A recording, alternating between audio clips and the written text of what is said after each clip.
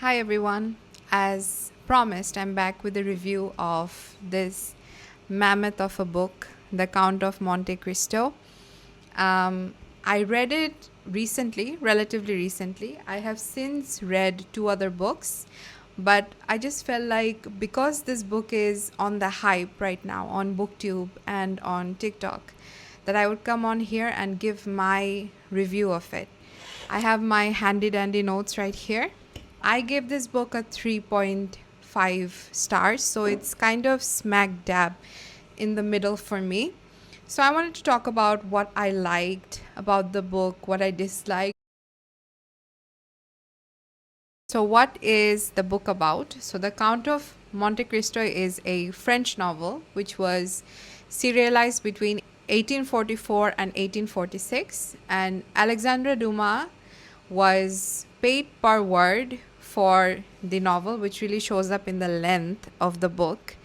And it comes out at a whopping 1,340 pages, at least the Penguin Classics edition does.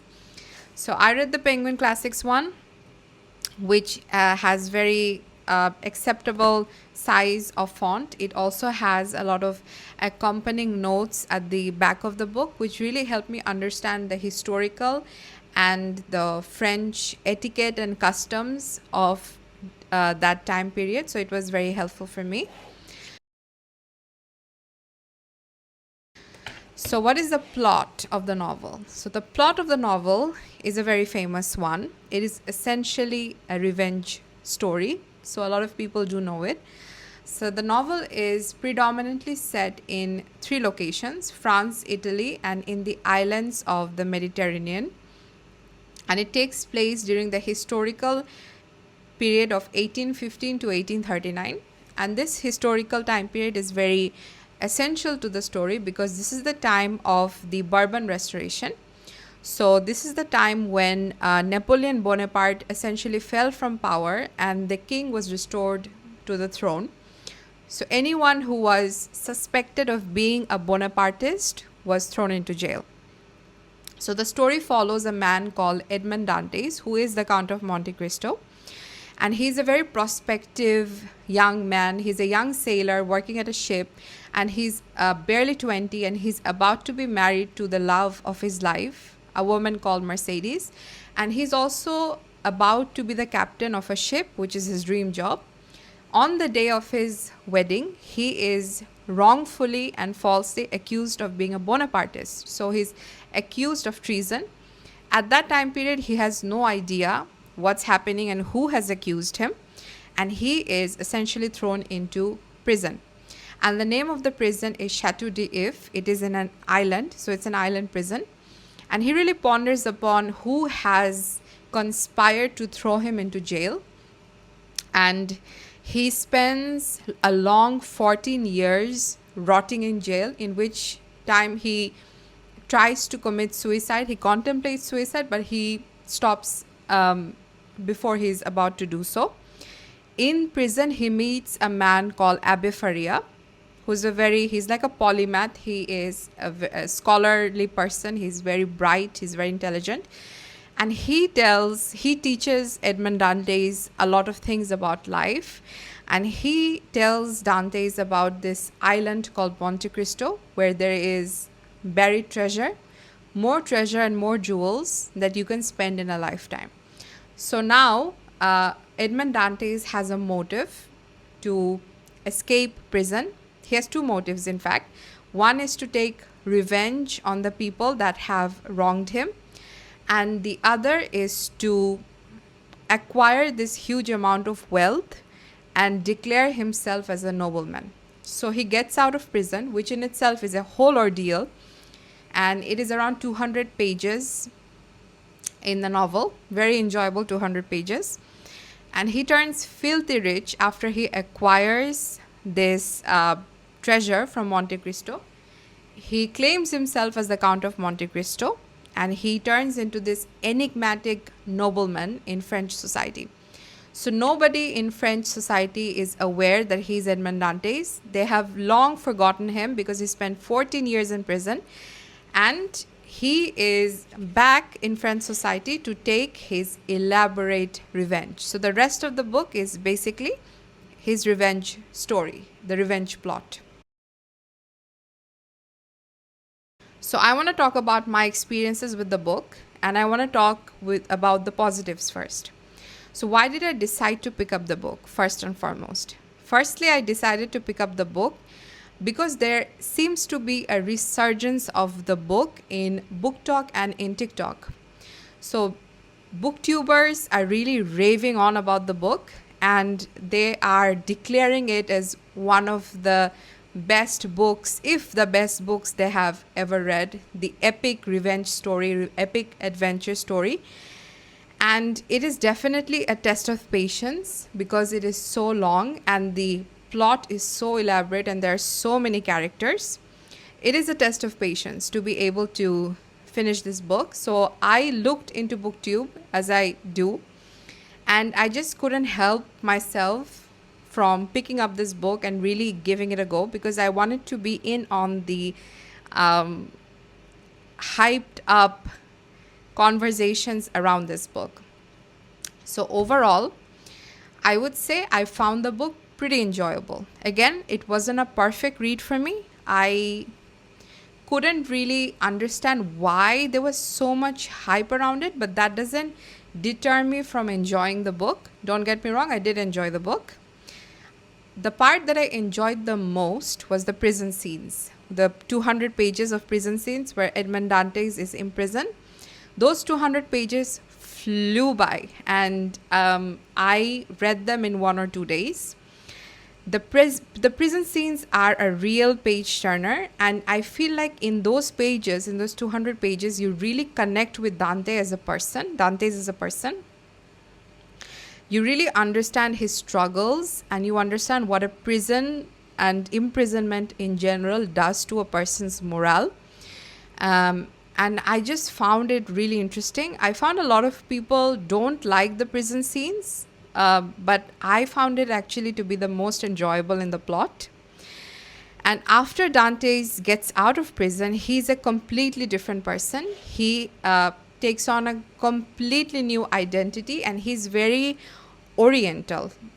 He is in this European society during this resurgence of democracy, and he is really taken on the role of an Orient man, and he has completely changed his identity to the point where even I as a reader don't really recognize him anymore.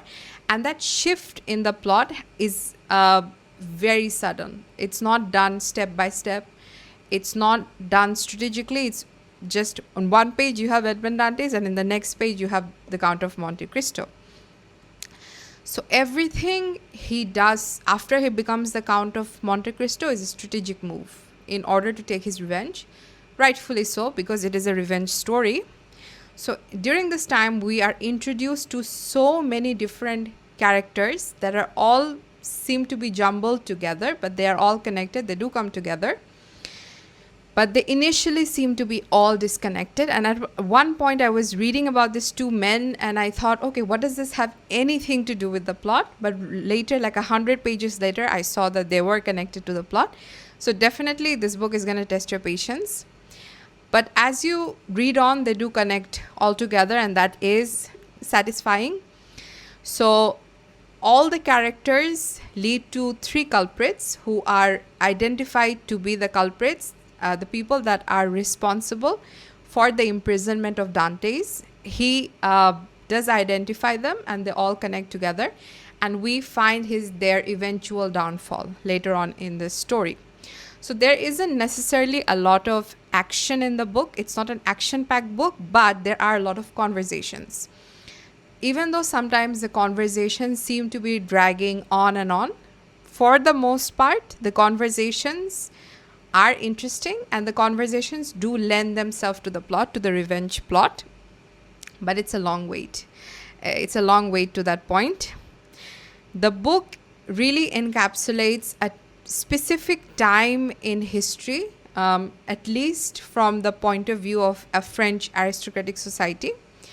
So, and I also read a lot of the book on audiobook. I read it on LibriVox, which is a free app. And I found that these discourse heavy books are really enjoyable on audiobook, especially if you have a good narrator. So I definitely recommend that you give it a go on audiobook. Maybe not the whole book, but certainly certain parts of the book.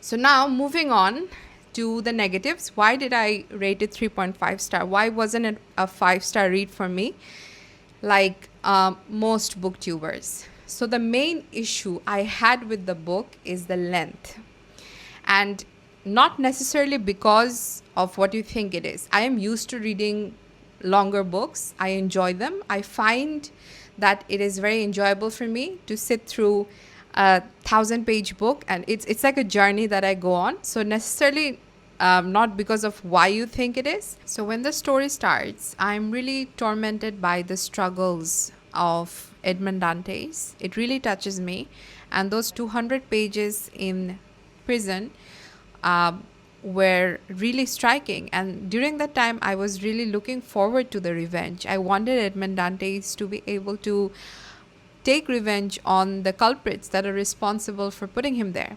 The problem is the length. It's because the revenge comes 700 to 800 pages after this initial prison scene. And by that time, Edmond Dantes is such a different person. He's almost leaving no traces of who he was. And I almost forgot about the emotions that I felt while I read the prison scene. So I wasn't really that tormented anymore, and I didn't really care about the revenge as much because of how long it took to get there. I also kept comparing the book to the other mammoth books that I have read, that of Leo Tolstoy's War and Peace and Anna Karenina, and objectively those books were better. I know they're different writers, they're different writing, different time periods, different countries, but I just couldn't help but compare myself to the reading experience I had with those books, and they were objectively just better. The another problem that I had is the writing. The writing is not bad, but this book is all plot, and there were not really any instances in the book where I felt like I really needed to annotate, or I came across a really beautiful sentence or a beautiful paragraph.